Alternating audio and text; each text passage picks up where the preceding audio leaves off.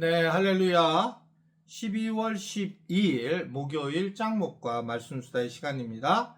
예, 오늘 말씀은 요한 2서인데요. 2단에 대한 말씀 많이 나와 있는 서신이에요. 요한 2서 1장 1절부터 13절의 내용의 말씀입니다. 하나님 말씀을 보시겠습니다. 요한이서 1장. 장로인 나는 택하심을 받은 부녀와 그의 자녀들에게 편지하노니 내가 참으로 사랑하는 자여 나뿐 아니라 진리를 아는 모든 자도 그리하는 것은 우리 안에 거하여 영원히 우리와 함께할 진리로 말미암음이로다. 은혜와 긍휼과 평강이 하나님 아버지와 아버지 아들 예수 그리스도께로부터 진리와 사랑 가운데서 우리와 함께 있으리라. 너의 자녀들 중에 우리가 아버지께 받은 계명대로 진리를 행하는 자를 내가 보니 심히 기쁘도다. 부녀여, 내가 이제 네게 구하노니 서로 사랑하자. 이는 새 계명같이 네게 쓰는 것이 아니요 처음부터 우리가 가진 것이라. 또 사랑은 이것이니 우리가 그 계명을 따라 행하는 것이요 계명은 이것이니 너희가 처음부터 들은 바와 같이 그 가운데서 행하라 하심이라. 미혹하는 자가 세상에 많이 나왔나니 이는 예수 그리스도께서 육체로 오심을 부인하는 자라. 이런 자가 미혹하는 자여 적그리스도니 너희는 스스로 삼가 우리가 일한 것을 잃지 말고 오직 온전한 상을 받으라. 지나쳐 그리스도의 교훈 안에 거하지 아니하는 자는 다 하나님을 모시지 못하되 교훈 안에 거하는 그 사람은 아버지와 아들을 모시느니라. 누구든지 이 교훈을 가지지 않고 너희에게 나아가거든 그를 집에 들이지도 말고 인사도 하지 말라. 그에게 인사하는 자는 그 악한 일에 참여하는 자임이라. 내가 너희에게 쓸 것이 많으나 종이와 목으로 쓰기를 원하지 아니하고 오히려 너희에게 가서 대면하여 말하려 하니 이는 너희 기쁨을 충만하게 하려 함이라. 택하심을 받은 내 자매의 자녀들이 내게 문안하느니라.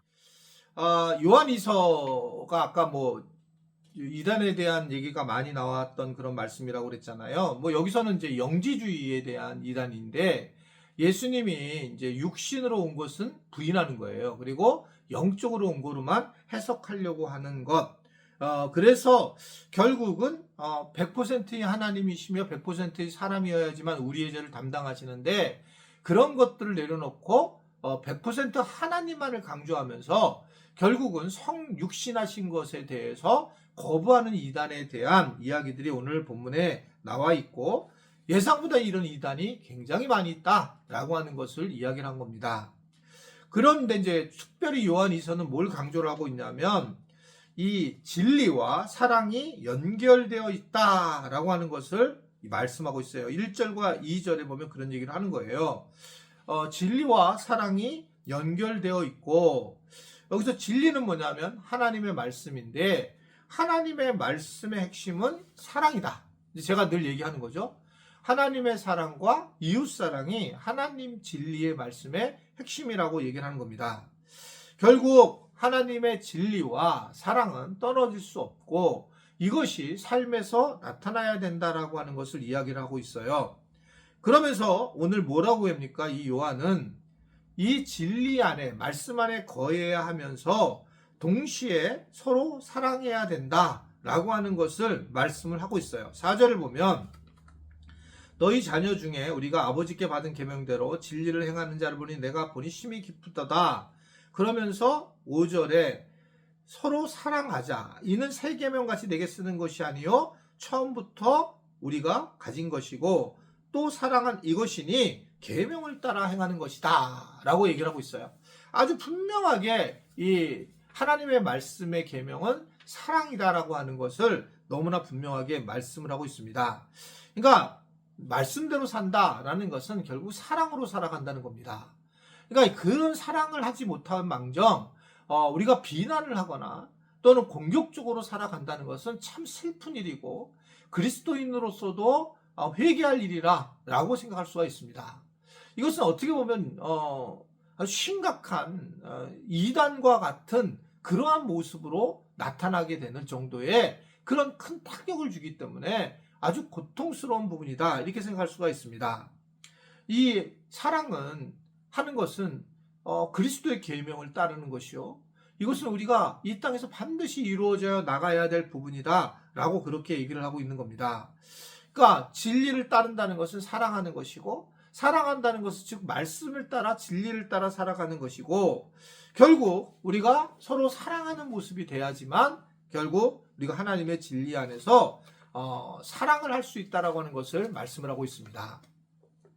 이게 이제 성경에서 우리에게 사랑하라라고 하는 것을 이야기하는 거고, 이제 개인적으로 저는 이제 이 성경에 대한 말씀이 제일 중요하고 중심이 되지만, 이제 인문학도 하나님이 주신 거라, 즉 상담도 하나님이 주신 거라고 생각을 하는데, 예전에 이제 그럼 왜 사랑을 내가 못하는가라고 할 때에 근본적으로 영적인 문제가 있죠. 그 영적으로 내가 하나님을 깊이 못 만난 사람, 하나님의 사랑을 깊이 경험하지 못한 사람, 이런 사람들이 사람을 사랑하지 못하는 경우도 있고, 또 하나는 이제 우리가 잘못되면 어렸을 때에 받은 상처가 결국 현재의 사랑을 못하게 하는 경우가 굉장히 많이 있죠.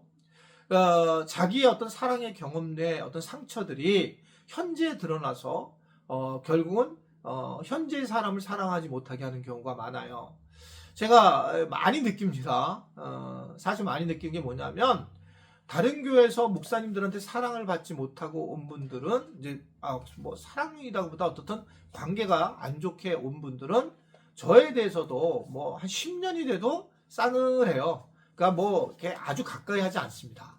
그게 뭐 저랑 같이 밥을 먹는다 이걸 떠나서 뭔가 제가 느껴져요. 그 정도로. 그러니까 이게 좀 그냥 편하게 이사 와서 우리 교회에서 이렇게 하셨던 분들은 좀 이렇게 저하고 깊은 이렇게 이야기도 하고 이렇게 밝은데, 확실히 그런 겁니다. 그럼 그분이 잘못이냐? 아니요, 잘못 없죠. 어떻든 간에 전에 교회 받은 상처로서의 아픔이 있는 건데, 그러니까 뭐 그분들 잘못은 아니지만 저 또한도 억울한 거죠.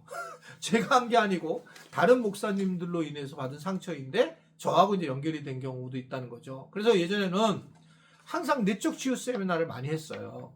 그래서 우리가 어렸을 때 또는 과거 중에 받는 상처는 현재 나와 분리를 해야 되고, 그래서 우리가 성령님을 받아들일 때에 어디를 초대해야 되냐면 내 상처받은 곳에 초대를 해야 된다는 거예요. 그냥 우리가 성령님 임하십시오 이렇게 아니라 내 상처받은 곳을 열어놓고 성령님을 거기로 초대하게 되면 성령님이 내 상처받은 곳을 갖다가 만져주시면서 우리가 결국은 치유의 은혜를 경험할 수 있다. 그래서 이 시편 기자는 이걸 뭐라고 표현하냐면, 이 내 안에 있는 이 아픔에 있는 것들을 토설해야 된다는 거예요. 토설. 막 토해내가지고 막 소리 지르고 내가 그 아픔에 대한 분리를 해야 된다는 거예요. 옛날 내가 받은 상처에 대해서 분리를 했을 때에 우리가 현재 사랑할 수 있는 사람이 되는 건데, 그렇지 못하면 우리는 현재를 사랑하는데 굉장히 위험하다. 잘못할 수가 없다는 거예요.